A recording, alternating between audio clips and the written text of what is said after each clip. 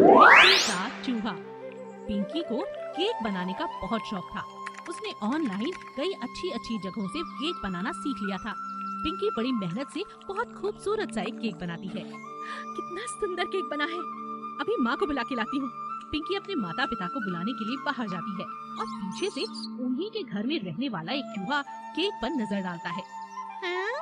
इतना सुंदर केक। पिंकी को तो केक बनाना आ गया। हमारे तो मजे। आज तो वैसे भी मेरा जन्मदिन है। चलो दोस्तों, खाते हैं। वो चूहा अपने दो दोस्तों के साथ केक पर हमला कर देता है। चूहे मिलकर सारा केक चट कर जाते हैं। जैसे ही पिंकी रसोई घर में वापस लौटती है, माँ, मेरा केक कहाँ गया? अरे, ये तो चूहे के निशान है। ये पैरों के निशान। 2, 3 चूहे। हे भगवान, मेरा सारा केक चूहे खा गए। मुझे तो पता ही नहीं था कि हमारे घर में चूहे भी हैं और वो भी इतनी जल्दी खा गए। अरे अरे अरे, कैसी बातें कर रही है। हाँ माँ, देखो, ये पैरों के निशान चूहों के हैं। हाँ, ये बात तो तू पिंकी ठीक कह रही है। मुझे भी नहीं पता था कि हमारे घर में चूहे हैं। अब क्या करें? माँ, मेरा केक मैंने बड़ी मेहनत से बनाया था। अरे चुप कर जा, अब तो तुझे बनाना आ गया है और केक कितना अच्छा बना है ये तो इसी बात से पता चल जाता है कि चूहे सारा चट कर गए।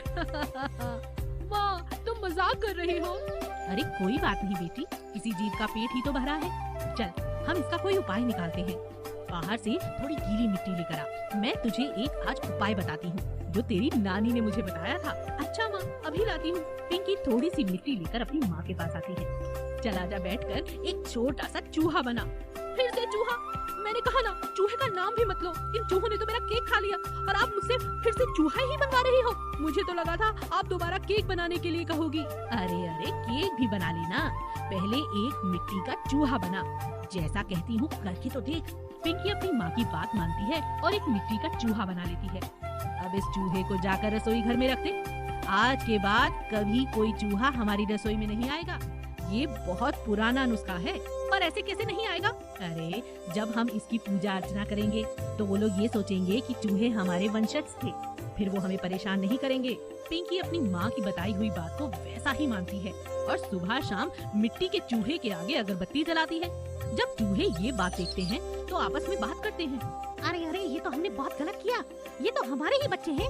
ये पिंकी का केक खाकर हमने बहुत गलत किया। चलो दोस्तों, खेतों में चलते हैं। गन्ने के खेत बड़े बड़े हो गए होंगे। घर में क्या करना, थोड़ा बाहर घूमा जाए। सारे चूहे वहाँ से भाग जाते हैं और फिर पिंकी अपने जन्मदिन पर बहुत सुंदर बड़ा सा केक बनाती है और सबको उस पार्टी में न्योता देती है और सब उसके केक की बहुत तारीफ करते हैं। अरे वाह पिंकी, मान गए। बहुत स्वादिष्ट केक बनाया है तुमने। विशाल जादुई शेर। एक बार एक साधु जो भगवान का दिन रात नाम जपा करता था, ध्यान लगाकर एक पुराने मंदिर के बाहर एक पेड़ के नीचे बैठा हुआ था। अचानक कुछ चोर वहाँ पर आकर साधु का मजाक उड़ाने लगे। अरे श्यामू, वो देख, ढोंगी बाबा कैसे समाधि लगाकर बैठा है। हाँ रामू, चल चल चल, उसको तंग करते हैं, देखते हैं उसकी समाधि टूटती है कि नहीं टूटती है। अरे बाबा, कैसे, कहाँ मगन, किसके ख्यालों में खोए हो? उड़ जाओ। हाँ बाबा, ऐसे भगवान नहीं मिलते। किसकी याद में खोए हो? कौन आ रही है सपनों में? साधु चुपचाप ध्यान लगाकर बैठा रहा, किसी की बात का कोई जवाब नहीं दिया। अरे इस पे तो कोई फर्क ही नहीं पड़ रहा, पता नहीं कहाँ गुम है। चल, इस पे टाइम खोटी नहीं करते हैं, चलते हैं यहाँ से। लेकिन अब हर रोज यही होने लगा। चोर आकर परेशान करने लगे। साधु बहुत उदास रहने लगा। एक दिन पड़ोस के गांव की कुछ औरतें पानी भरकर वहाँ से गुजर रही थी। उन्होंने साधु को देखा तो उसके पाँव छुए और पूछा, बाबा, आप तो अंतर्यामी हैं, इतना ध्यान लगाते हैं, भगवान का नाम जपते हैं, कुछ करिए बाबा। हमारे गांव में चोरों का आतंक हो रखा है। हर किसी के घर दूसरे चौथे दिन चोरी हो जाती है। हमारी सारी मेहनत ये चोर मिनटों में उड़ा कर ले जाते हैं। अब तो हमें भी सुरक्षित महसूस नहीं होता बाबा, आप कुछ करें। अच्छा, ये बात है। तुम लोग फिक्र मत करो, उन चोरों को सबक मैं सिखाऊंगा। लगता है मुझे समाज की भलाई के लिए उन चोरों को सबक सिखाना ही पड़ेगा, अपनी ताकतों का इस्तेमाल करना ही पड़ेगा। अरे श्यामू देख, वो ढोंगी बाबा भी वहीं बैठा है। चल, आज तो उसे उठाकर ही दम लेंगे। हाँ चल, आज तो उस पे गरम गरम पानी डालेंगे, फिर देखते हैं कैसे नहीं उठता। साधु ने अपने मंत्रों की ताकत से एक जादुई विशाल शेर बनाया। अरे बाप रे बाप, बचाओ, इस शेर से बचाओ। हाँ, बचाओ बाबा, हमें माफ कर दो, बचाओ, इस शेर से बचाओ। ठीक है, इस बार तो मैं तुम्हें इस शेर से बचा लेता हूँ। लेकिन अगर तुमने दोबारा किसी को तंग किया, किसी गांव वाले किसी निर्दोष को सताया, तो ये शेर तुम्हारा पीछा नहीं छोड़ेगा, ये तुम्हें खा जाएगा।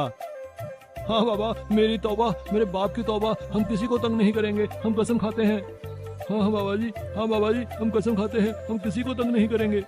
और एक एक करके सभी वहाँ से भागने लगे।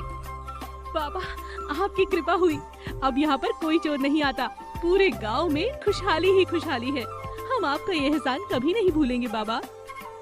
लाला जी और गाय।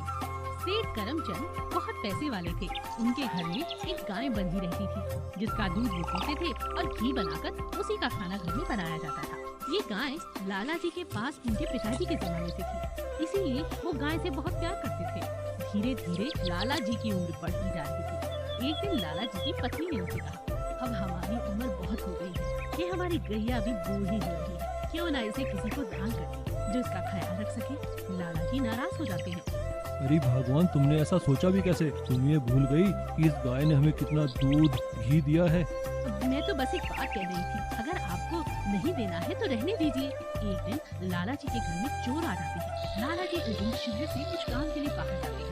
चोर के आते ही गाय इतना शोर मचाती है कि सेठानी उठ जाती है। चोर चोर!